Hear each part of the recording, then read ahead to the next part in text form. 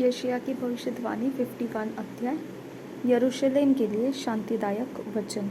हे धर्म पर चलने वालों, हे यहोवा को ढूंढने वालों, कान लगाओ, मेरी सुनो। जिस चट्टान में से तुम खोदे गए और जिस खदान में से तुम निकाले गए, उस पर ध्यान करो। अपने मूल पुरुष अब्राहम और अपनी माता सारा पर ध्यान करो। जब वह अकेला था, तब ही से मैंने उसको बुलाया और आशीष दी और बढ़ा दिया।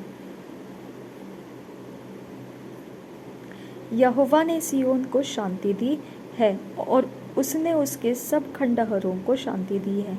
वह उसके जंगल को अदन के समान और उसके निर्जल देश को यहोवा की वाटिका के समान बनाएगा। उसमें हर्ष और आनंद और धन्यवाद और भजन गाने का शब्द सुनाई देगा। हे मेरी प्रजा के लोगों, मेरी ओर ध्यान धरो। हे मेरे लोगों, कान लगाकर मेरी सुनो, क्योंकि मेरी ओर से व्यवस्था दी जाएगी और मैं अपना नियम देश देश के लोगों की ज्योति होने के लिए स्थिर करूंगा।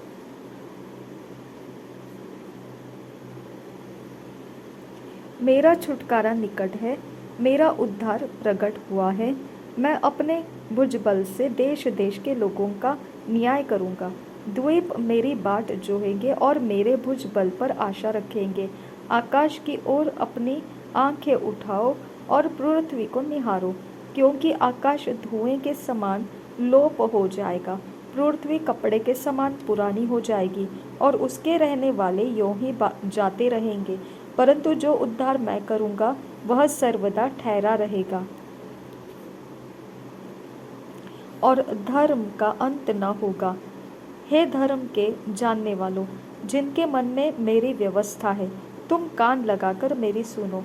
मनुष्यों के नाम धराई से मत डरो और उनके निंदा करने से विस्मित न हो, क्योंकि घुन उन्हें कपड़े के समान और कीड़ा उन्हें ऊन के समान खाएगा।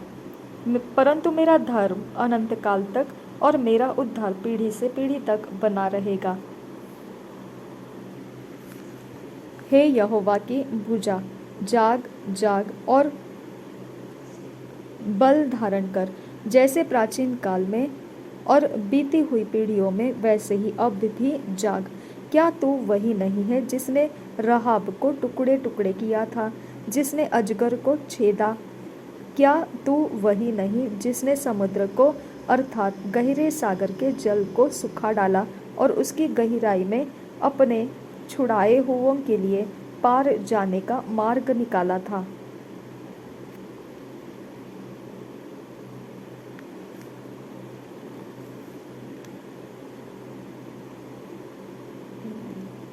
यहोवा के छुड़ाए हुए लोग लौट कर जय जयकार करते हुए सिय्योन में आएंगे और उनके सिरों पर अनंत आनंद गूंजता रहेगा। वे हर्ष और आनंद प्राप्त करेंगे और शोक और सिसकियों का अंत हो जाएगा।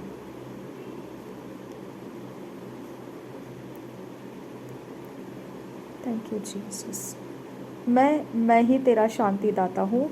तू कौन है जो मरने वाले मनुष्य से और घास के समान मुरझाने वाले आदमी से डरता है, और आकाश के तानने वाले और पृथ्वी की नींव डालने वाले अपने कर्ता यहोवा को भूल गया है? और जब द्रोही नाश करने को तैयार होता है, तब उसकी जलजलाहट से दिन भर लगातार थरथराता है। परंतु द्रोही की जलजलाहट कहाँ रही? आमीन। बंदी शीघ्र ही स्वतंत्र किया जाएगा, वह गड्ढे में न मरेगा और न उसे रोटी की कमी होगी। Hallelujah, thank you Jesus. जो समुद्र को उथल पुथल, मैंने हालेलुया इसीलिए कहा क्योंकि यहाँ पे क्या लिखा है, गड्ढे में न मरेगा, स्वतंत्र किया जाएगा, वह गड्ढे में न मरेगा। ओके, 15 वचन। जो समुद्र को उथल पुथल करता, जिससे उसकी लहरों में गर्जन होती है, वह मैं ही तेरा परमेश्वर हूँ। मेरा नाम सेनाओं का यहोवा है। मैंने तेरे मुंह में अपने वचन डाले और तुझे अपने हाथ की आड़ में छिपा रखा है, कि मैं आकाश को तानूं और पृथ्वी की नींव डालूं और सिय्योन से कहूँ, तुम मेरी प्रजा हो। यरूशलेम के दुखों का अंत। हे यरूशलेम, जाग जाग उठ, खड़ी हो जा। तूने यहोवा के हाथ से उसकी जलजलाहट के कटोरे में से पिया है। तूने कटोरे का लड़खड़ा देने वाला मद पूरा पूरा ही पी लिया है। जितने लड़कों ने उससे जन्म लिया उनमें से कोई न रहा जो उसकी अगुवाई करके ले चले, और जितने लड़के उसने पाले पोसे उनमें से कोई न रहा जो उसके हाथ को थाम ले। ये दो विपत्तियां तुझ पर आ पड़ी है, कौन तेरे संग विलाप करेगा? उजाड़ और विनाश और महंगी और तलवार आ पड़ी है, कौन तुझे शांति देगा? तेरे लड़के मूर्छित होकर हरेक सड़क के सिरे पर महाजल में कैसे हुए हरिन के समान पड़े हैं। यहोवा की जलजलाहट और तेरे परमेश्वर की धमकी के कारण वे अचेत पड़े हैं। इस कारण हे दुखियारी सुन, तू मतवाली तो है परंतु दाख मधु पीकर नहीं। और तेरा प्रभु यहोवा जो अपनी प्रजा का मुकद्दमा लड़ने वाला तेरा परमेश्वर है, वह यूं कहता है, सुन, मैं लड़खड़ा देने वाले मद के कटोरे को अर्थात अपनी जलजलाहट के कटोरे को तेरे हाथ से ले लेता हूँ। तुझे उसमें से फिर कभी पीना न पड़ेगा, और मैं उसे तेरे उन दुख देने वालों के हाथ में दूंगा जिन्होंने तुझसे कहा, लेट जा कि हम तुझ पर पाँव रखकर आगे चले। और तूने औंधे मुँह गिरकर अपनी पीठ को भूमि और आगे चलने वालों के लिए सड़क बना दिया। परमेश्वर यरूशलेम को मुक्त करेगा। 52 अध्याय। हे सियोन, जाग जाग, अपना बल धारण कर। हे पवित्र नगर यरूशलेम, अपना शोभायमान वस्त्र पहन ले, क्योंकि तेरे बीच खतना रहित और अशुद्ध लोग फिर कभी प्रवेश न करने पाएंगे। अपने आप से धूल झाड़ दे। हे यरूशलेम उठ। हे सियोन की बंदी बेटी, अपने गले के बंधन को खोल दे, क्योंकि यहोवा यूं कहता है, तुम जो सेंत मेंत बिक गए थे, इसलिए अब बिना रुपया दिए छुड़ाए भी जाओगे। प्रभु यहोवा यूं भी कहता है, मेरी प्रजा पहले तो मिस्र में परदेशी होकर रहने को गई थी, और अश्शूरियों ने भी बिना कारण उन पर अत्याचार किया। इसलिए यहोवा की यह वाणी है कि मैं अब यहाँ क्या करूँ, जबकि मेरी प्रजा सेंत मेंत हर ली गई है। यहोवा यह भी कहता है कि जो उन पर प्रभुता करते हैं वे उधम मचा रहे हैं, और मेरे नाम की निंदा लगातार दिन भर होती रहती है। इस कारण मेरी प्रजा मेरा नाम जान लेगी, वह उस समय जान लेगी जो बातें करता है वह यहोवा ही है। देखो, मैं ही हूँ।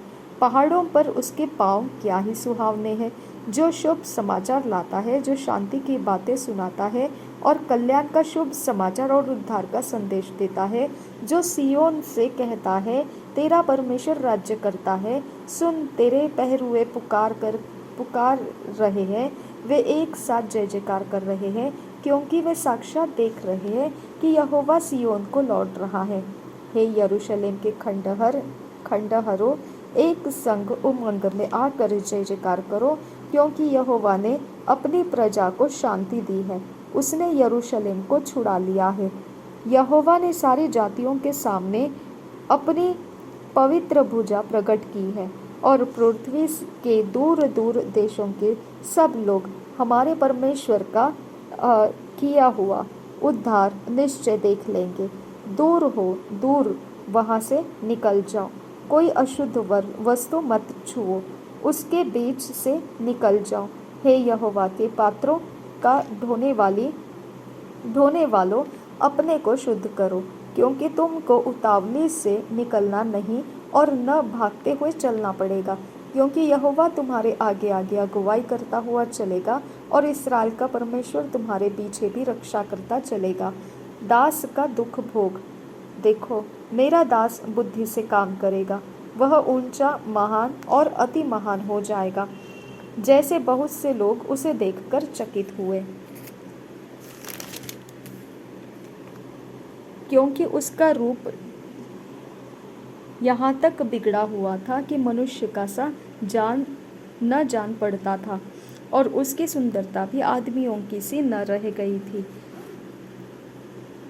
वैसे ही वह बहुत सी जातियों को पवित्र करेगा और उसको देखकर राजा शांत रहेंगे, क्योंकि वे ऐसी बातें देखेंगे जिसका वर्णन उनके सुनने में भी नहीं आया, और ऐसी बात उनके समझ में आएगी जो उन्होंने अभी तक सुनी भी न थी। 53 अध्याय। जो समाचार हमें दिया गया उसका किसने विश्वास किया, और यहोवा का भुजबल किस पर प्रकट हुआ, क्योंकि वह उसके सामने अंकुर के समान और ऐसी जड़ के समान उगा जो निर्जल भूमि में फूट निकले। उसकी न तो कुछ सुंदरता थी कि हम उसको देखते, और न उसका रूप ही हमें ऐसा दिखाई पड़ा कि हम उसको चाहते। वह तुच्छ जाना जाता और मनुष्यों का त्यागा हुआ था। वह दुखी पुरुष था, रोग से उसकी जान पहचान थी, और लोग उससे मुख फेर लेते थे। वह तुच्छ जाना गया और हमने उसका मूल्य न जाना। निश्चय उसने हमारे रोगों को सह लिया और हमारे ही दुखों को उठा लिया। तो भी हमने उसे परमेश्वर के मारा कूटा और दुर्दशा में पड़ा हुआ समझा, परंतु वह हमारे ही अपराधों के कारण घायल किया गया, वह हमारे अधर्म के कामों के कारण कुचला गया। हमारी ही शांति के लिए उस पर ताड़ना पड़ी कि उसके कोड़े खाने से हम लोग चंगे हो जाए। हम तो सबके सब भेड़ों के समान भटक गए थे, हम में से हर एक ने अपना अपना मार्ग लिया, और यहोवा ने हम सबों के अधर्म का बोझ उसी पर लाद दिया। वह सताया गया तो भी वह सहता रहा और अपना मुंह न खोला। जिस प्रकार भेड़ वध होने के समय और भेड़ी ऊन कतरने के समय चुपचाप शांत रहती है, वैसे ही उसने भी अपना मुंह न खोला। अत्याचार करके और दोष लगाकर वे उसे ले गए। उस समय के लोगों में से किसने इस पर ध्यान दिया कि वह जीवितों के बीच में से उठा लिया गया।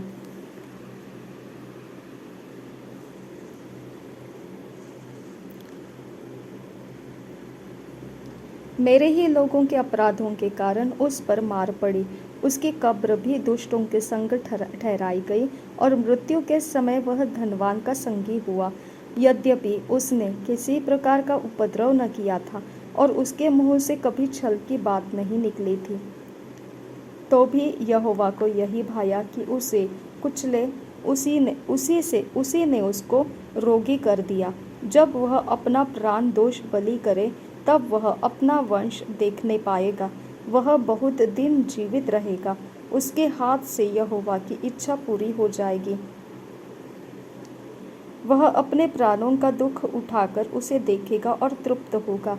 अपने ज्ञान के द्वारा मेरा धर्मी दास बहुतेरों को धर्मी ठहराएगा, और उनके अधर्म के कामों का बोझ आप उठा लेगा। इस कारण मैं उस महान लोगों के संग भाग दूंगा, और वह सामर्थियों के संग लूट बांट करे लेंगे, क्योंकि उसने अपना प्राण मृत्यु के लिए उंडेल दिया।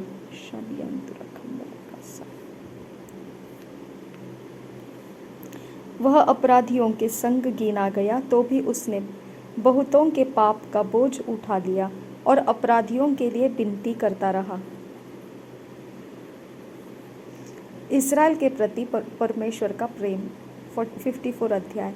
हे बांझ, तू जो पुत्रहीन है, जय जयकार कर, तू जिसे प्रसव पीड़ा नहीं हुई, गला खोल कर जय जयकार कर और पुकार, क्योंकि त्यागी हुई के लड़के सुहागिन के लड़कों से अधिक होंगे। यहोवा का यही वचन है। अपने तंबू का स्थान चौड़ा कर और तेरे डेरे के पट लंबे किए जाए।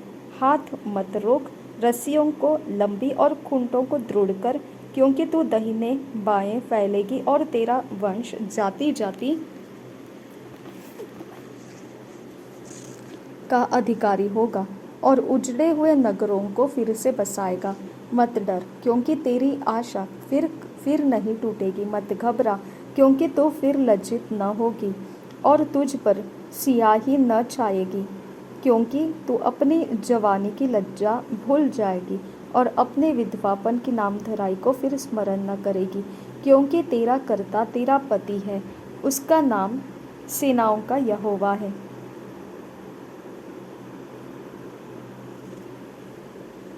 और इस्राएल का पवित्र तेरा छुड़ाने वाला है, वह सारी पृथ्वी का भी परमेश्वर कहलाएगा,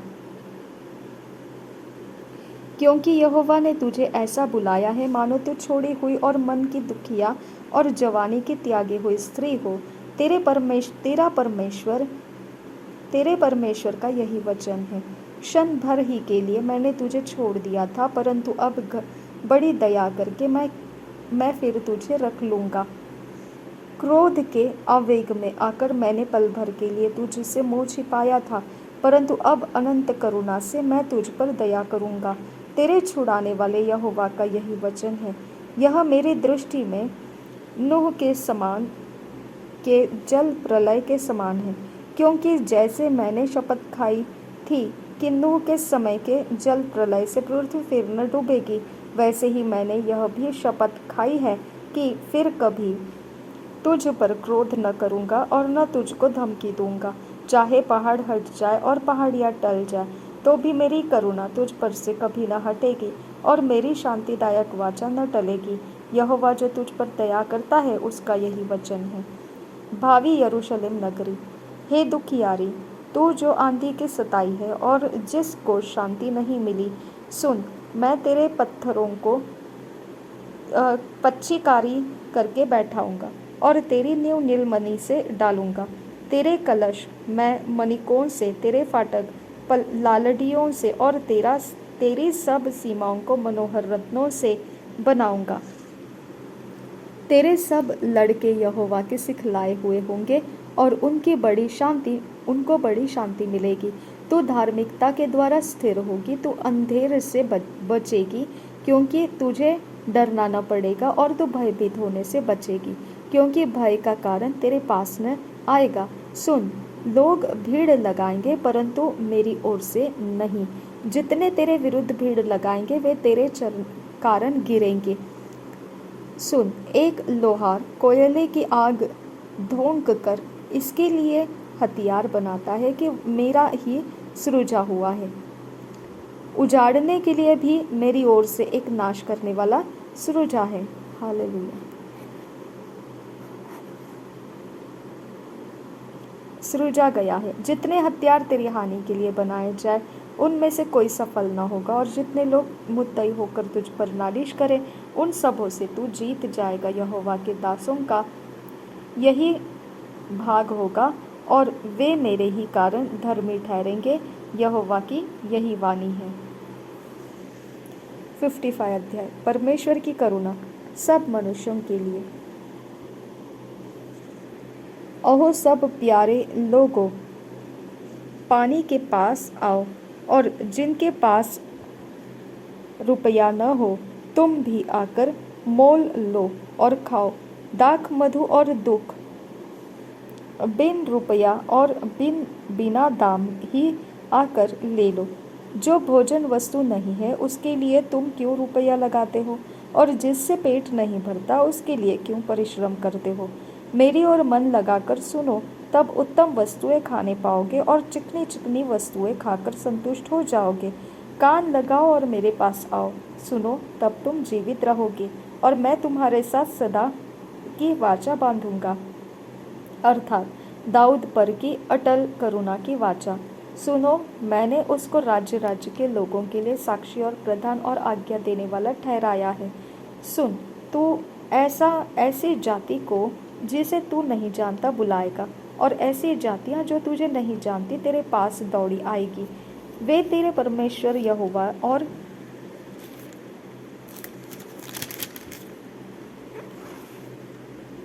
इस्राएल के पवित्र के निमित्त यह करेगी, क्योंकि उसने तुझे शोभायमान किया है। जब तक यहोवा मिल सकता है, तब तक उसकी खोज में रहो। जब तक वह निकट है, तब तक उसे पुकारो। दुष्ट अपनी चाल चलन और अनर्थकारी अपने सोच विचार छोड़कर यहोवा ही की ओर फिरे, वह उस पर दया करेगा। वह हमारे परमेश्वर की ओर फिरे और वह पूरी रीति से उसको क्षमा करेगा, क्योंकि यहोवा कहता है, मेरे विचार और तुम्हारे विचार एक समान नहीं है, न तुम्हारी गति और मेरे गति एक सी है। क्योंकि मेरी और तुम्हारी गति में और मेरे और तुम्हारे सोच विचारों में आकाश और पृथ्वी का अंतर है। जिस प्रकार से वर्षा और हिम आकाश से गिरते हैं और वहाँ यूं ही लौट नहीं जाते, वरन भूमि पर पड़कर उपज उपजाते हैं, जिससे बोने वाले को बीज और खाने वाले को रोटी मिलती है, उसी प्रकार से मेरा वचन भी होगा जो मेरे मुख से निकलता है, वह व्यर्थ ठहरकर मेरे पास न लौटेगा, परंतु जो मेरी इच्छा है उसे वह पूरा करेगा, और जिस काम के लिए मैंने उसको भेजा है उसे वह सफल करेगा। क्योंकि तुम आनंद के साथ निकलोगे और शांति के साथ पहुंच जाओगे। तुम्हारे आगे आगे पहाड़ और पहाड़ियाँ गला खोलकर जय जयकार करेगी, और मैदान के सब वृक्ष के मारे आनंद के मारे ताली बजाएंगे। तब भटकटाइयों के बदले सनौवर उगेंगे और बिच्छू पेड़ों के बदले मेहंदी उगेगी, और इससे यहोवा का नाम होगा जो सदा का चिन्ह होगा और कभी न मिटेगा। परमेश्वर की प्रजा में सभी जातियां सम्मिलित। 56 अध्याय। यहोवा यूं कहता है, न्याय का पालन करो और धर्म के काम करो, क्योंकि मैं शीघ्र तुम्हारा उद्धार करूंगा और मेरा धर्मी होना प्रकट होगा। क्या ही धन्य है वह मनुष्य जो ऐसा ही करता, और वह आदमी जो इस पर स्थिर रहता है, जो विश्राम दिन को पवित्र मानता और अपवित्र करने से बचा रहता है, और अपने हाथ को सब भांति की बुराई करने से रोकता है।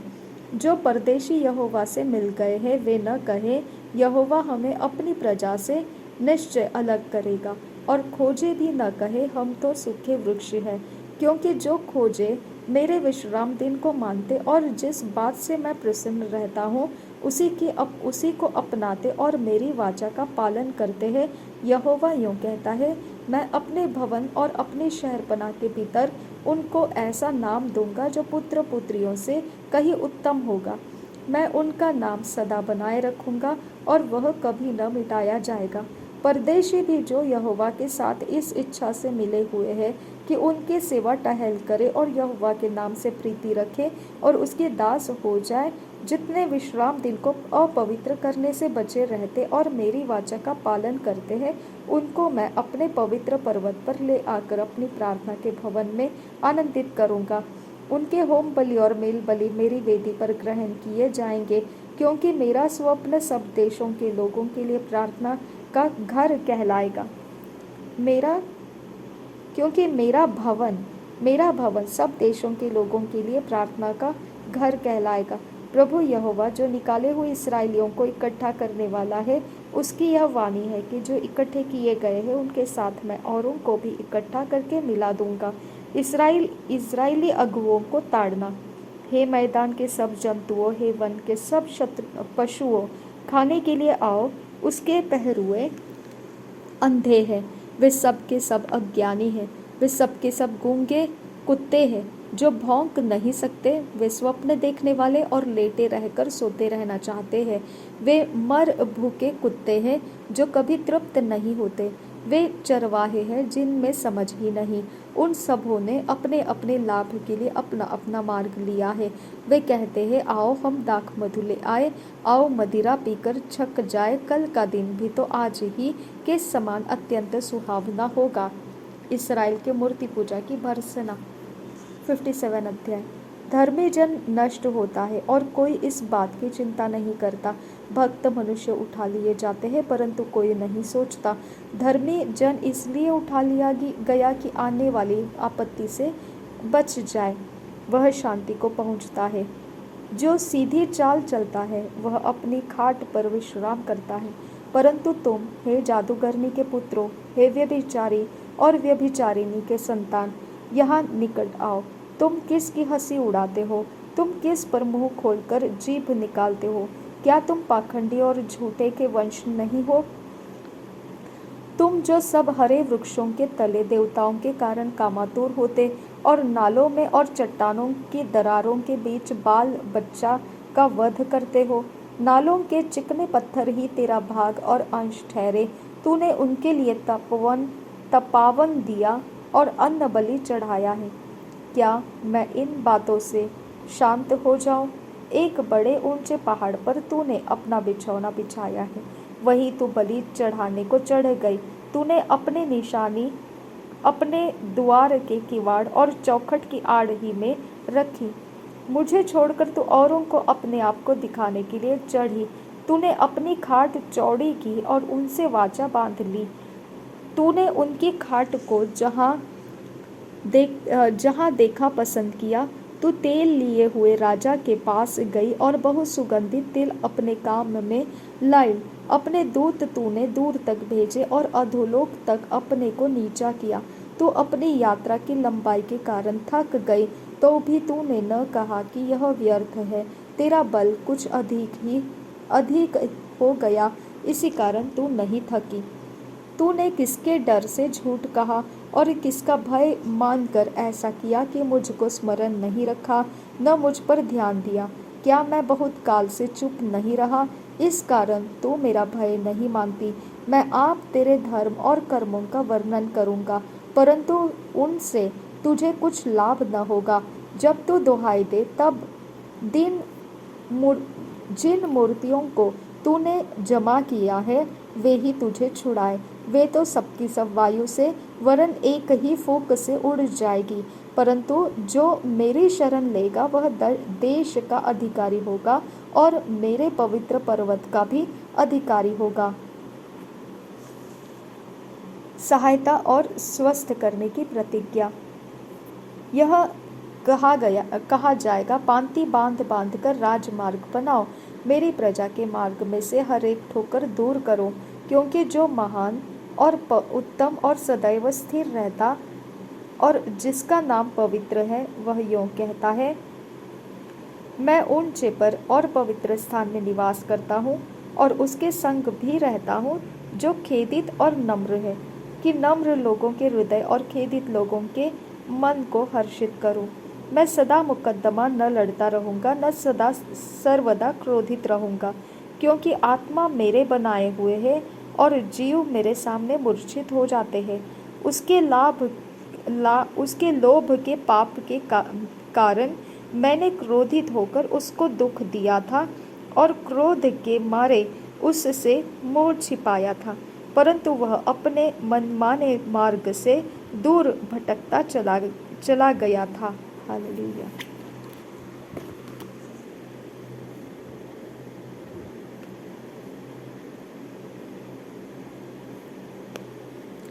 मैं उसकी चाल देखता आया हूँ।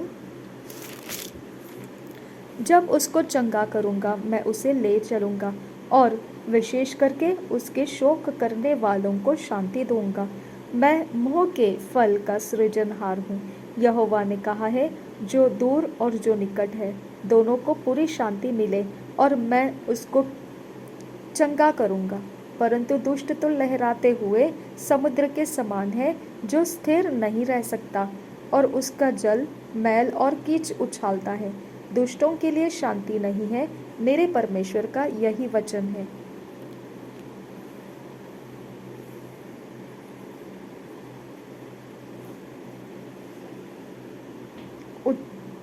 उचित उपवास 58 अध्याय।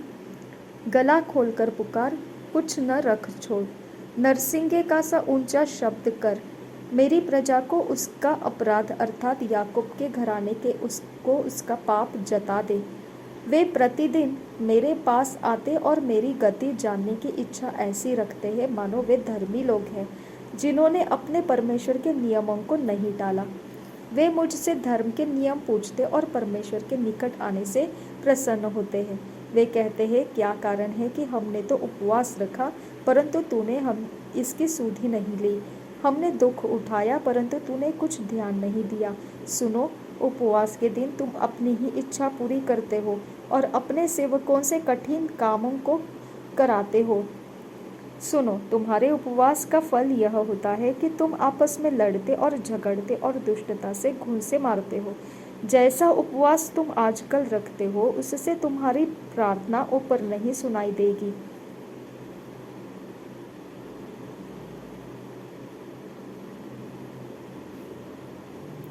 जैसा उपवास से मैं प्रसन्न होता हूँ, अर्थात जिसमें मनुष्य स्वयं को दीन करे, क्या तुम उस प्रकार करते हो?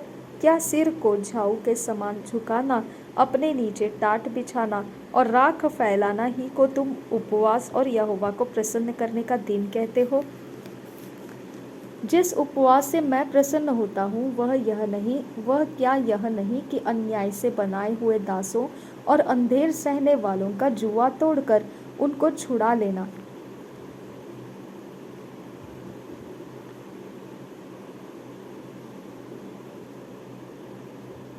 और सब जुओं को टुकड़े टुकड़े कर देना। क्या वह यह नहीं है कि अपनी रोटी भूखों को बांट देना, अनाथ और मारे मारे फिरते हुओं को अपने घर ले आना, किसी को नंगा देखकर वस्त्र पहनाना और अपने जाति भाइयों से अपने को न छिपाना। तब तो प्रकाश पौ फटने के समान चमकेगा और तू शीघ्र चंगा हो जाएगा। तेरा धर्म तेरे आगे आगे चलेगा, यहोवा का तेज तेरे पीछे रक्षा करते चलेगा।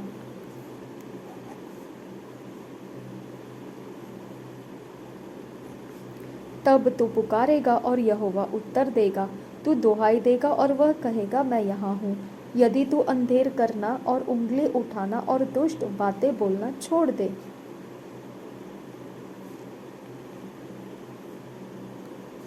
उदारता से भूखे की सहायता करे और दीन दुखियों को संतुष्ट करे, तो तब अंधियारे में तेरा प्रकाश चमकेगा और तेरा घोर अंधकार दोपहर का सा उजियाला हो जाएगा।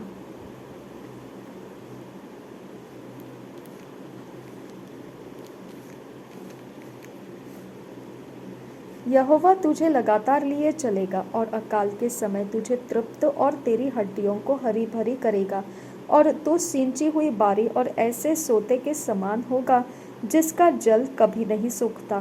तेरे वंश के लोग बहुत काल के उजड़े हुए स्थानों को फिर बसाएंगे। तो पीढ़ी पीढ़ी की पड़ी हुई नींव पर घर उठाएगा। तेरा नाम टूटे हुए बाड़े का सुधारक और पथों को ठीक करने वाला पड़ेगा।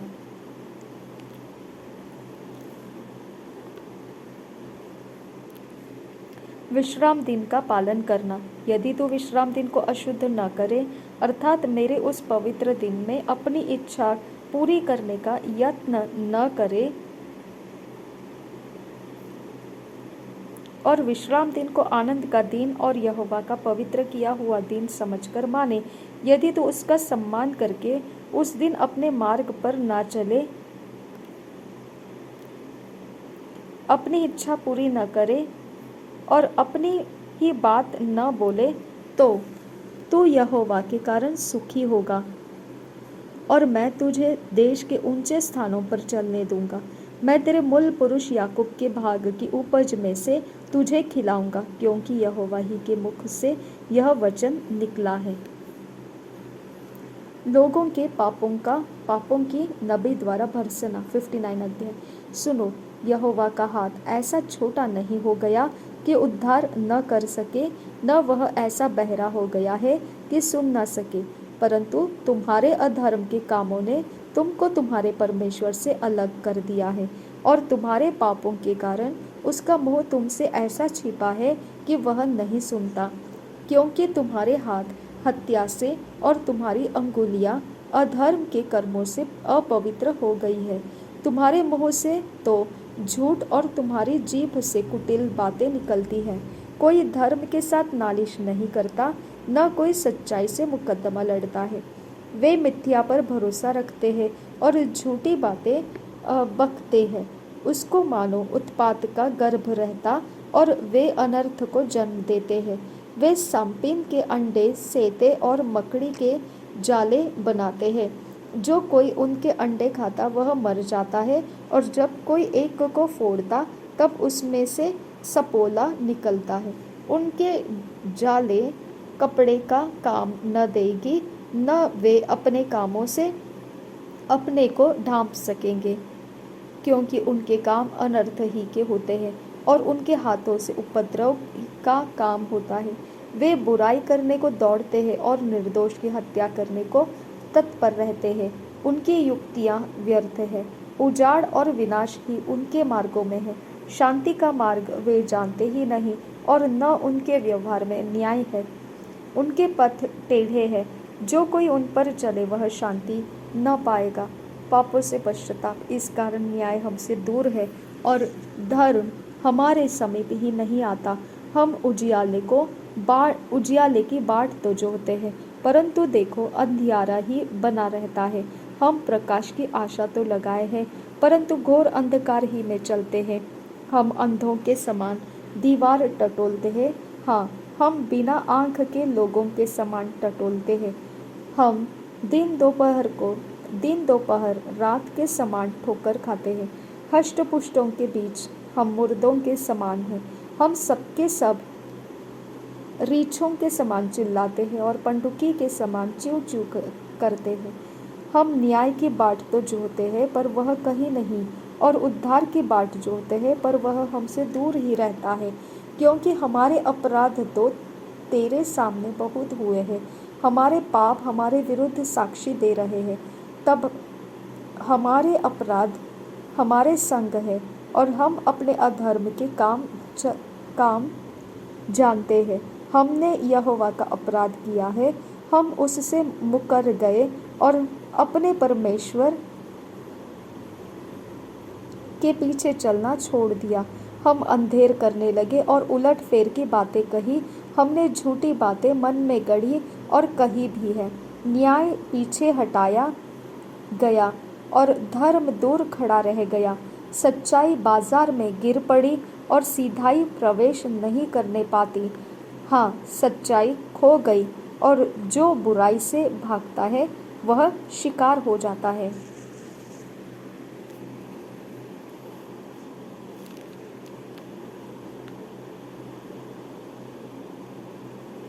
परमेश्वर छुटकारा देने को तैयार। यह देखकर यहोवा ने बुरा माना, क्योंकि न्याय जाता रहा।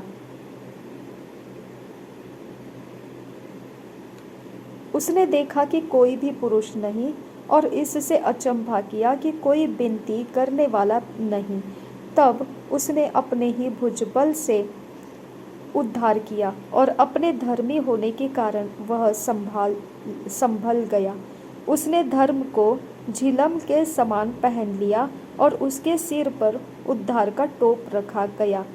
उसने बदला लेने का वस्त्र धारण किया, और जलजलाहट के बागे के समान पहन लिया है, और उनके कर्मों के अनुसार वह उनका फल देगा। अपने द्रोहियों पर वह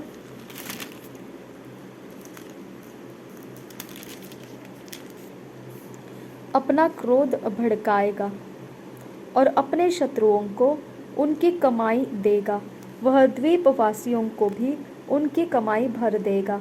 तब पश्चिम की ओर लोग यहोवा के नाम का और पूर्व की ओर उसकी महिमा का भय मानेंगे, क्योंकि जब शत्रु महानद के समान चढ़ाई करेंगे तब यहोवा का आत्मा उसके विरुद्ध झंडा खड़ा करेगा। याकूब में जो अपराध से मन फिराते हैं, उनके लिए सिय्योन में एक छुड़ाने वाला आएगा।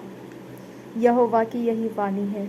यहोवा यह कहता है, जो वाचा मैंने उनसे बांधी है वह यह है कि मेरा आत्मा तुझ पर ठहरा है, और अपना वचन जो मैंने तेरे मुंह में डाले हैं, अब से लेकर सर्वदा तक वे तेरे मुंह से और तेरे पुत्रों और पोतों के मुंह से भी कभी न हटेंगे।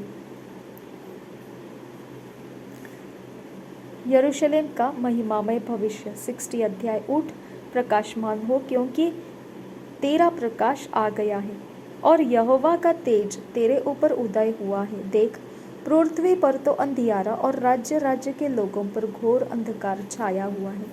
परंतु तेरे ऊपर यहोवा उदय होगा और उसका तेज तुझ पर प्रकट होगा। जाति जाति तेरे पास प्रकाश के लिए और राजा तेरे आरोहण के प्रताप की ओर आएंगे। अपनी आंखें चारों ओर उठाकर देख, वे सबके सब इकट्ठे होकर तेरे पास आ रहे हैं। तेरे पुत्र दूर से आ रहे हैं और तेरी पुत्रियां हाथों हाथ पहुंचाई जा रही है। तब तू इसे देखेगी और तेरा मुख चमकेगा, तेरा हृदय थरथराएगा और आनंद से भर जाएगा, क्योंकि समुद्र का सारा धन और जाति जाति की धन संपत्ति तुझको मिलेगी। तेरे देश में ऊंटों की झुंड और मिद्यान और एपा देशों की सांडनियां इकट्ठी होगी। शिबा के सब लोग आकर सोना और लोबान भेंट लाएंगे और यहोवा का गुणानुवाद आनंद से सुनाएंगे। केदार के सब भेड़ बकरियां इकट्ठा होकर तेरी हो जाएगी। नबायोत के मेढ़े तेरी सेवा टहल के काम में आएंगे। मेरी वेदी पर वे ग्रहण किए जाएंगे और मैं अपने शोभायमान भवन को और भी प्रतापी कर दूंगा। ये कौन है जो बादल के समान अपने दरबों की ओर उड़ते हुए कबूतरों के समान चले आते हैं? निश्चय द्वीप मेरी ही बाट देखेंगे। पहले तो तर्शीश के जहाज आएंगे और तेरे पुत्रों के सोने चांदी समेत तेरे परमेश्वर यहोवा अर्थात इस्राएल के पवित्र के नाम के निमित्त दूर से पहुंच जाए, क्योंकि उसने तुझे शोभायमान किया है। परदेशी लोग तेरे शहरपनाह को उठाएंगे और उनके राजा तेरी सेवा टहल करेंगे, क्योंकि मैंने क्रोध में आकर तुझे दुख दिया था, परंतु अब तुझसे प्रसन्न होकर तुझ पर दया की है। तेरे फाटक सदैव खुले रहेंगे, दिन और रात वे बंद न किए जाएंगे, जिससे जाति जाति को धन संपत्ति और उनके राजा बंदी होकर तेरे पास पहुँचाए जाए, क्योंकि जो जाति और राज्य के लोग तेरी सेवा न करे वे नष्ट हो जाएंगे। हाँ, ऐसी जातियों का पूरी रीति से सत्यानाश हो जाएगा। लबानोन का वैभव अर्थात सनोवर और देवदार और बीड़ के पेड़ एक साथ तेरे पास आएंगे कि मेरे पवित्र स्थान को सुशोभित करे, और मैं अपने चरणों के स्थान को महिमा दूंगा। तुझे दुख देने वालों की संतान तेरे पास सिर झुकाए हुए आएगी, और जिन्होंने तेरा तिरस्कार किया सब तेरे पांवों पर गिरकर दंडवत करेंगे। वे तेरा नाम यहोवा का नगर, इसराइल के पवित्र का सिय्योन कहे रखेंगे। तू जो त्यागी गई और घृणित ठहरी, यहाँ तक कि कोई तुझ में से होकर नहीं जाता था, इसके बदले मैं तुझे सदा के घमंड का और पीढ़ी पीढ़ी के हाथ का कारण ठहराऊंगा।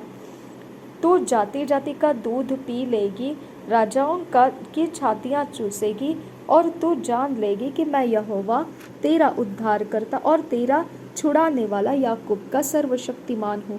मैं पीतल के बदले सोना, लोहे के बदले चांदी, लकड़ी के बदले पीतल और पत्थर के बदले लोहा लाऊंगा। मैं तेरे हकीमों को मेल मिलाप और तेरे चौधरियों को धार्मिकता ठहराऊंगा। तेरे देश में फिर कभी उपद्रव और तेरी सीमाओं के भीतर उत्पात या अंधेर की चर्चा न सुनाई पड़ेगी, परंतु तू अपनी शहरपनाह का नाम उद्धार और अपने फाटकों का नाम यश रखेगी। फिर दिन को सूर्य तेरा उजियाला न होगा, न चांदनी के लिए चंद्रमा, परंतु यहोवा तेरे लिए सदा का उजियाला और तेरा परमेश्वर तेरी शोभा ठहरेगा। तेरा सूर्य फिर कभी अस्त न होगा और न तेरे चंद्रमा की ज्योति मलिन होगी, क्योंकि यहोवा तेरी सदैव की ज्योति होगा और तेरे विलाप के दिन समाप्त हो जाएंगे। तेरे लोग सबके सब धर्मी होंगे, वे सर्वदा देश के अधिकारी रहेंगे। वे मेरे लगाए हुए पौधे और मेरे हाथों के काम ठहरेंगे, जिससे मेरी महिमा प्रकट हो। छोटे से छोटा 1000 हो जाएगा और सबसे दुर्बल एक सामर्थी जाति बन जाएगा। मैं यहोवा हूँ, ठीक समय पर यह सब कुछ शीघ्रता से पूरा करूँगा। मत्ती रचित सुसमाचार। प्रोवर्ब्स पढ़ना है हमको। नीति वचन आज का तारीख है 21 तारीख है। आज हम 21 अध्याय पढ़ेंगे। राजा का धन राजा का मन नालियों के जल के समान यहोवा के हाथ में रहता है, जिधर वह चाहता उधर उसको मोड़ देता है। मनुष्य का सारा चाल चलन अपनी दृष्टि में तो ठीक होता है, परंतु यहोवा मन को जांचता है। धर्म और न्याय करना यहोवा को बलिदान से अधिक अच्छा लगता है।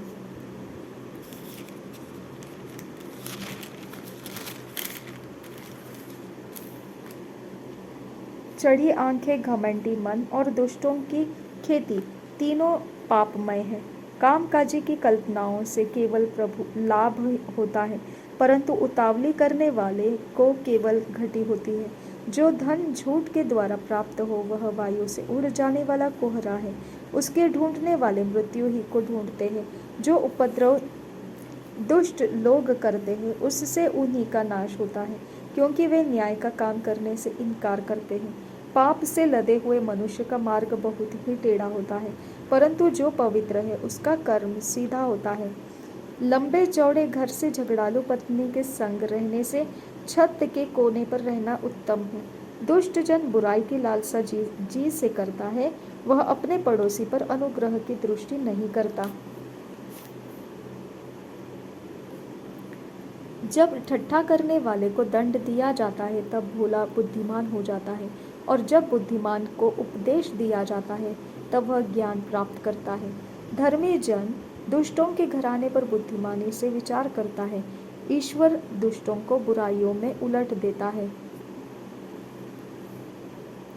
जो कंगाल की दोहाई पर कान न दे वह आप पुकारेगा और उसकी न सुनी जाएगी। Hallelujah, hallelujah. परमेश्वर मेरे ऐसे अपराधों को क्षमा करे। गुप्त में दी हुई भेंट से क्रोध ठंडा होता है, और चुपके से दी हुई घूस से बड़ी जलजलाहट भी थमती है। न्याय का काम करना धर्मी को तो आनंद, परंतु अनर्थकारियों को विनाश ही का कारण जान पड़ता है।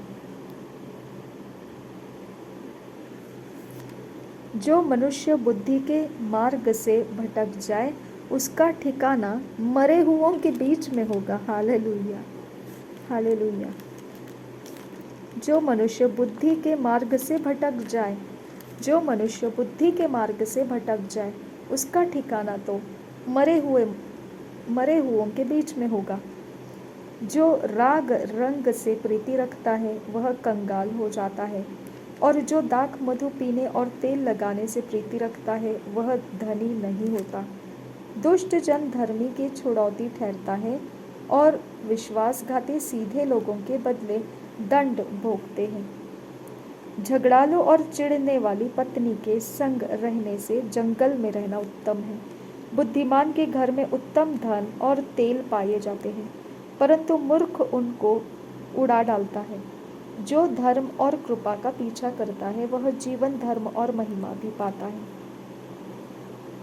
बुद्धिमान शूरवीरों के नगर पर चढ़कर उनके बल को जिस पर वे भरोसा करते हैं नष्ट करता है। जो अपने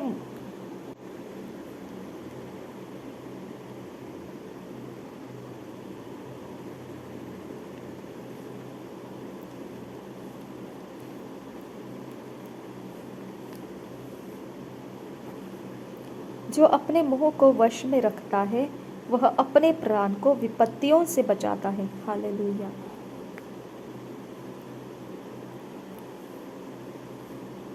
जो अभिमान से रोष में आकर काम करता है उसका नाम अभिमानी और अहंकारी ठट्ठा करने वाला पड़ता है।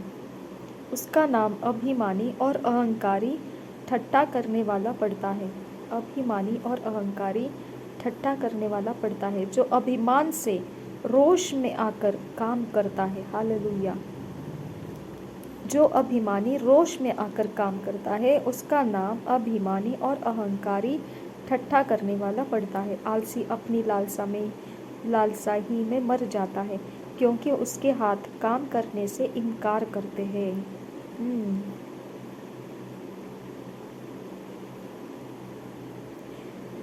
कोई ऐसा है जो दिन भर लालसा ही किया करता है, परंतु धर्मी लगातार दान करता रहता है। दुष्टों के बलिदान घृणित लगता है, विशेष करके जब वह महापाप के निमित्त चढ़ाता है। झूठा साक्षी नाश होता है, परंतु जिसने जो सुना है वही कहता हुआ स्थिर रहेगा। दुष्ट मनुष्य कठोर मुख का होता है और जो दुष्ट मनुष्य कठोर मुंह का होता है। हालेलुया। और जो सीधा है वह अपनी चाल सीधी करता है। यहोवा के विरुद्ध न तो कुछ बुद्धि और न कुछ समझ, न कोई युक्ति चलती है। युद्ध के दिन के लिए घोड़ा तैयार तो होता है, परंतु जय यहोवा ही से मिलती है। हालेलुया। Thank you Jesus. मत्ती रचित सुसमाचार 22 अध्याय। निवाह भोज का दृष्टांत। 22 अध्याय। यीशु फिर उनसे दृष्टांतों में कहने लगा, स्वर्ग का राज्य उस राजा के समान है जिसने अपने पुत्र का विवाह किया, और उसने अपने दासों को भेजा कि निमंत्रित लोगों को विवाह के भोज में बुलाए, परंतु उन्होंने आना न चाहा। फिर उसने और दासों को यह कहकर भेजा, निमंत्रित लोगों से कहो, देखो मैं भोज तैयार कर चुका हूँ, मेरे बैल और पले हुए पशु मारे गए हैं और सब कुछ तैयार है, विवाह के भोज में आओ। परंतु वे उपेक्षा करके चल दिए, कोई अपने खेत को, कोई अपने व्यापार को। अन्य लोगों ने जो बच रहे थे उसके दासों को पकड़कर उनका अनादर किया और मार डाला। तब राजा को क्रोध आया और उसने अपनी सेना भेजकर उन हत्यारों का नाश किया और उनके नगर को फूंक दिया। तब उसने अपने दासों से कहा, विवाह का भोज तैयार है, परंतु निमंत्रित लोग योग्य नहीं ठहरे। इसलिए चौराहों पर जाओ और जितने लोग तुम्हें मिले सबको विवाह के भोज में बुला लाओ। अतः उन दासों ने सड़कों पर जाकर क्या बुरे क्या भले जितने मिले सबको इकट्ठा किया, और विवाह का घर अतिथियों से भर गया। जब राजा अतिथियों को देखने भीतर आया तो उसने वहाँ एक मनुष्य को देखा जो विवाह का वस्त्र नहीं पहने था। उसने उससे पूछा, हे मित्र, तू विवाह का वस्त्र पहने बिना यहाँ क्यों आ गया? उसका मुंह बंद हो गया। तब राजा ने सेवकों से कहा, उसके हाथ पांव बांधकर उसे बाहर अंधियारे में डाल दो, वहाँ रोना और दांत पीसना होगा, क्योंकि बुलाए हुए तो बहुत है परंतु चुने हुए थोड़े हैं। कैसर को कर देना। तब फरीसियों ने जाकर आपस में विचार किया कि उसको किस प्रकार बातों में फंसाए। अतः उन्होंने अपने चेलों को हेरोदियों के साथ उसके पास यह कहने को भेजा, हे गुरु, हम जानते हैं कि तू सच्चा है और परमेश्वर का मार्ग सच्चाई से सिखाता है और किसी की परवाह नहीं करता, क्योंकि तू मनुष्यों का मुंह देखकर बातें नहीं करता। इसलिए हमें बता, तू क्या सोचता है, कैसर को कर देना उचित है कि नहीं? यीशु ने उनकी दुष्टता जानकर कहा, हे कपटियों, मुझे क्यों परखते हो? कर का सिक्का मुझे दिखाओ। तब वे उसके पास 1 दीनार ले आए। उसने उनसे पूछा, यह छाप और नाम किसका है? उन्होंने उससे कहा, कैसर का। तब उसने उनसे कहा, जो कैसर का है वह कैसर को, और जो परमेश्वर का है वह परमेश्वर को दो। यह सुनकर उन्होंने अब अचंभित किया और उसे छोड़कर चले गए। जो कैसर का है वो कैसर को, और जो परमेश्वर का है वो परमेश्वर को दो।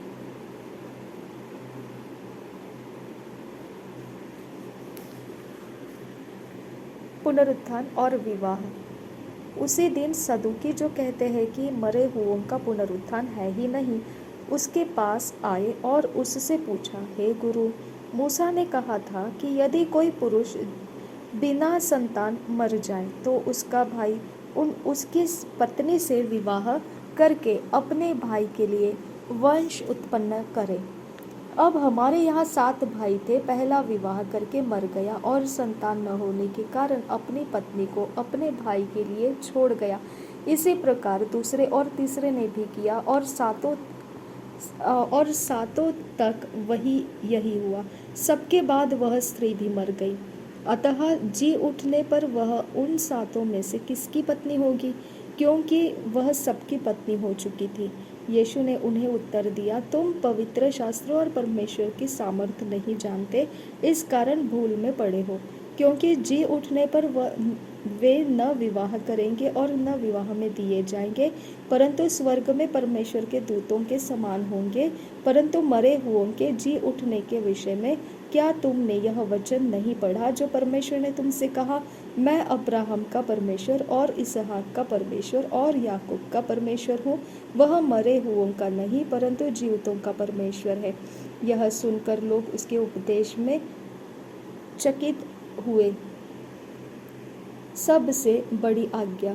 जब फरीसियों ने सुना कि यीशु ने सदुकियों का मुंह बंद कर दिया तो वे इकट्ठे हुए। उनमें से एक व्यवस्थापक ने उसे परखने के लिए उससे पूछा, हे गुरु, व्यवस्था में कौन सी आज्ञा बड़ी है? उसने उससे कहा, तू परमेश्वर अपने प्रभु से अपने सारे मन और उसके सारे और अपने सारे प्राण और अपनी सारी बुद्धि के साथ प्रेम रख। बड़ी और मुख्य आज्ञा तो वही है, और उसी के समान यह दूसरी भी है कि तू अपने पड़ोसी से अपने समान प्रेम रख। ये ही दो आज्ञाएं सारी व्यवस्था और भविष्यद्वक्ताओं का आधार है।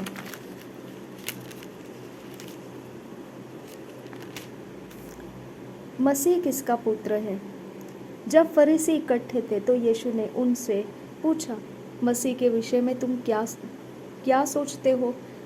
वह किसका पुत्र है? उन्होंने उससे कहा, दाऊद का। उसने उनसे पूछा, तो दाऊद आत्मा में होकर उसे प्रभु क्यों कहता है?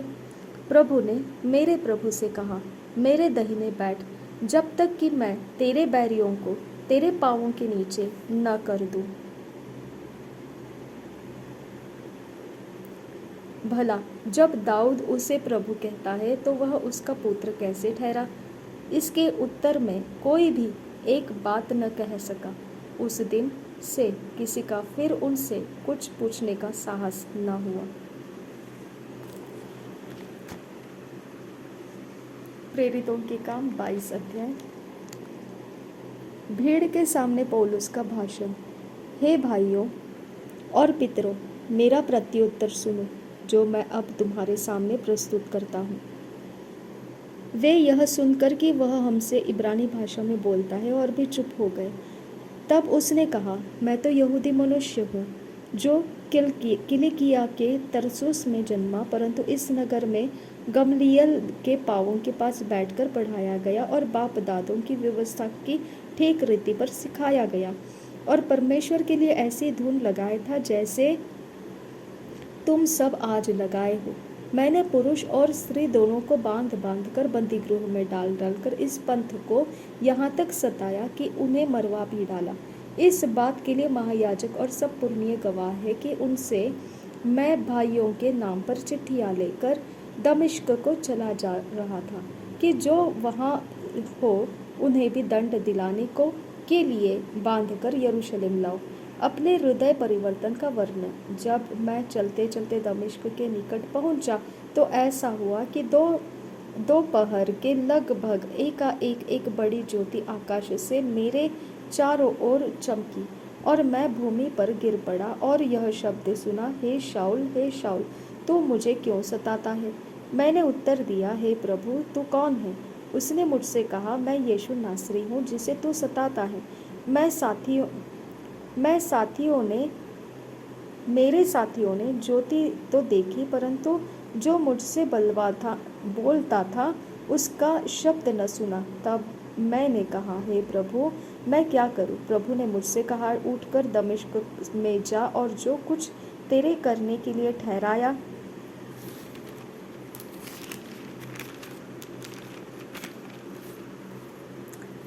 गया है वहाँ तुझसे सब बता दिया जाएगा। जब उस ज्योति के तेज के मारे मुझे कुछ दिखाई न दिया तो मैं अपने साथियों के हाथ पकड़े हुए दमिश्क में आया। तब हनन्याह नामक व्यवस्था के अनुसार एक भक्त मनुष्य जो वहाँ रहने वाले सब यहूदियों में सुनाम था मेरे पास आया और खड़े होकर मुझसे कहा, हे भाई शाऊल, फिर देखने लग।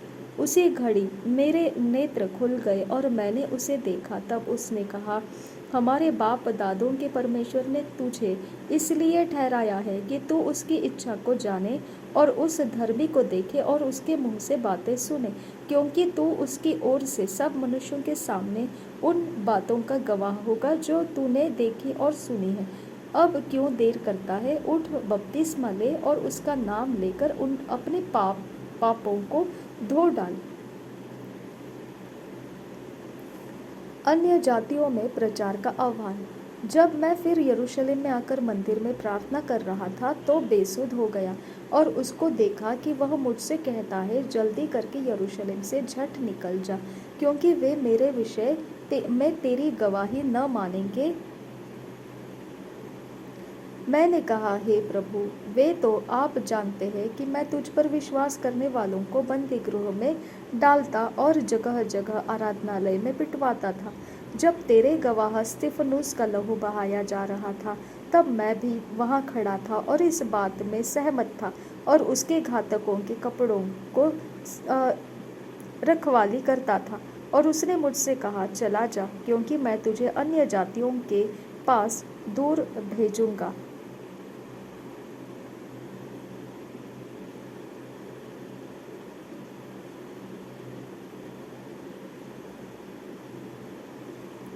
वे इस बात तक उसके सुनते रहे।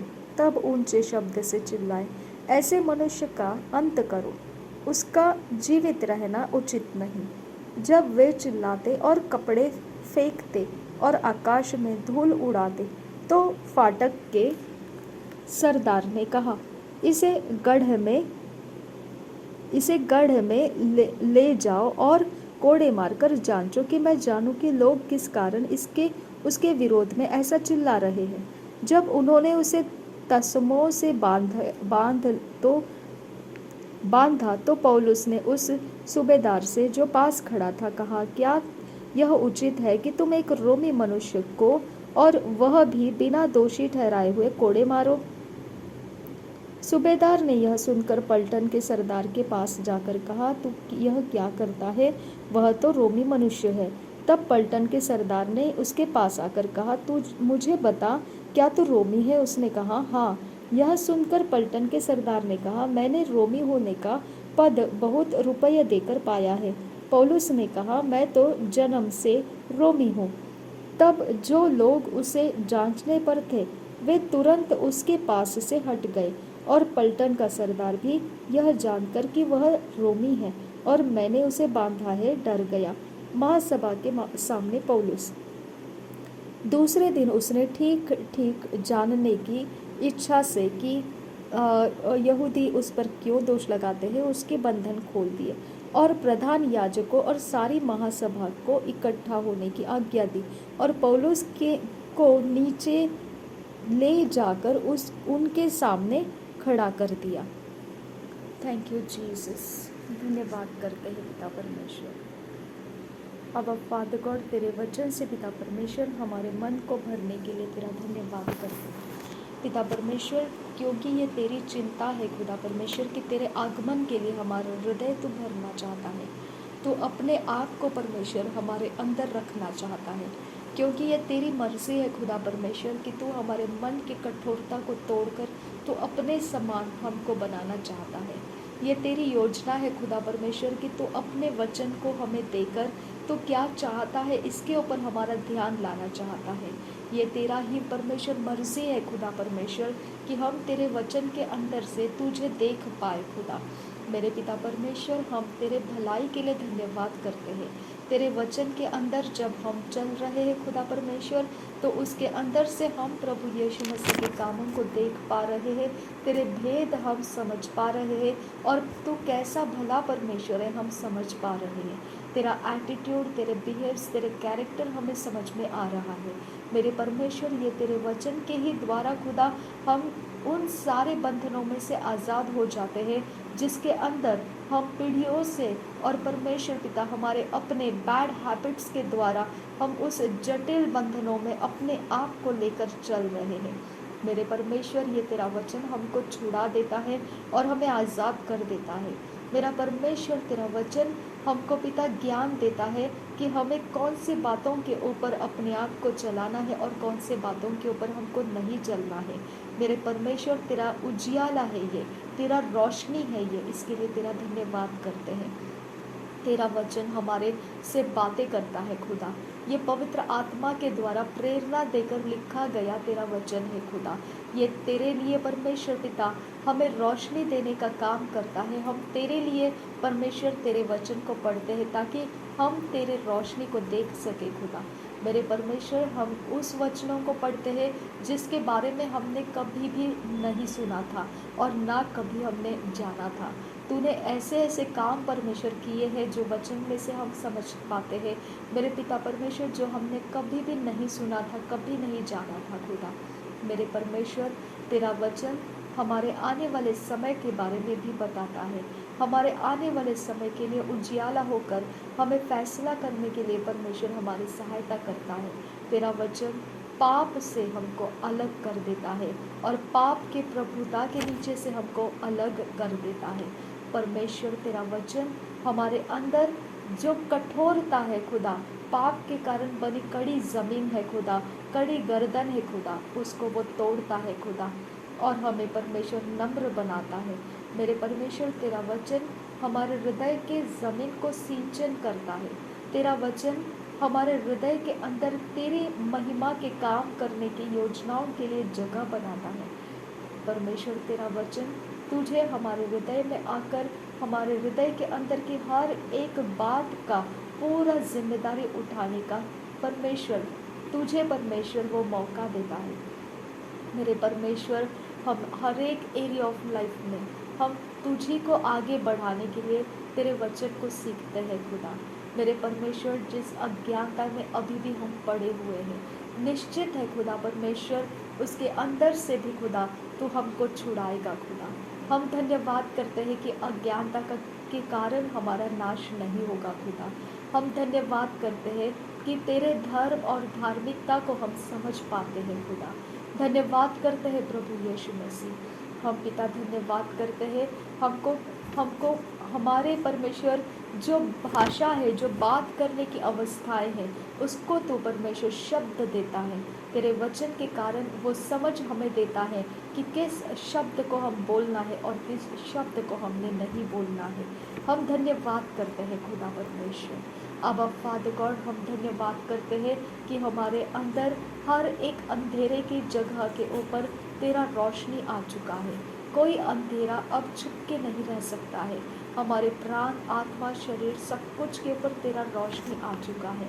मेरे पिता परमेश्वर का ये पानी की तरह बरसना है, ये जल की तरह बरसने वाला तेरा वचन है खुदा, जो हमारे हर एक एरिया ऑफ लाइफ को भिगो देता है और तेरे आत्मा से परमेश्वर हमारी अगुवाई करने के लिए ये शुरू करता है। पिता, जो वचन हम समझ नहीं पाए हैं खुदा परमेश्वर, उन वचनों को अभी भी पिता उसके सारे रेवलेशंस के साथ समझने तक हमारे अंदर संभाल कर रख उसे। कोई भी वचन चोरी नाशघात होने मत दे, क्योंकि उसको हमने समझा नहीं है खुदा। प्रभु यीशु, तो हमारे अंदर पूरी तरह से वचनों का भंडार बनाए रखना, उसको खाली होने नहीं देना खुदा। उसके अंदर से एक भी वचन चोरी नाशघात करने वाला लेकर जाने ना पाए खुदा। मेरे परमेश्वर, मेरे पिता, मेरे यहोवा, मेरे हृदय को शुद्ध करने का ये पानी है खुदा। मेरे हृदय के अंदर की मलिनता को धो देने वाला ये पानी है खुदा परमेश्वर। ये परमेश्वर मेरे हृदय की गंदगी को हटा देता है खुदा। मेरे हृदय के अंदर सफाई करता है पिता। तेरा वचन पिता परमेश्वर मेरे हृदय के अंदर के हर एक अवस्था को टक्कर लगाता है खुदा और उसके साथ विवाद करता है खुदा, और मुझे परमेश्वर के अवस्थाओं के बीच में खुदा नम्र करता है। अब फादर गॉड, तेरा वचन मुझे रोशनी देकर पिता परमेश्वर मेरे भटके हुए मार्गों में से मुझे बाहर निकालता है। तेरा वचन मुझे ढीठ पापों में से आज़ाद करता है। तेरा वचन मुझे तेरा भय करना सिखाता है खुदा। तेरा वचन सच्चा और ताया हुआ है, वो विश्वास करने के योग्य तेरा वचन है खुदा परमेश्वर। धन्यवाद करती हूँ, तूने अपने वचन को मेरे अंदर भर दिया, मेरे मुँह को शुद्ध किया, मेरे ज़मीन को शुद्ध किया। मेरे हर एक अवस्थाओं के अंदर तेरा वचन फैल चुका है खुदा। धन्यवाद के साथ परमेश्वर, तेरे महिमा के काम करने के लिए मैं आज़ाद हूँ खुदा परमेश्वर। थैंक यू आपा फादर गॉड। तेरा वचन मेरे अकेले जीवन के अंदर परमेश्वर काम करता है और मुझसे बातें करता है और मुझे तेरे रोशनी की बातें बताता है खुदा। जो मुझे नहीं चाहिए वो मुझमें से अलग करने के लिए पिता मुझे वो उकसाता है, मुझे समझाता है और परमेश्वर की अवस्थाओं को स्वीकारने के लिए वो मुझे नम्र बनाता है। नासरी यीशु मसीह के नाम में तुझे धन्यवाद करते हुए ये सारी विनती प्रार्थना करते हैं कि तेरा वचन हमारे अंदर संभाला रहे। नासरी यीशु के नाम में मांगते हैं पिता, सुन और कबूल कर पिता। आमीन आमीन आमीन। Thank you Jesus, thank you Jesus, thank you Jesus, thank you Jesus.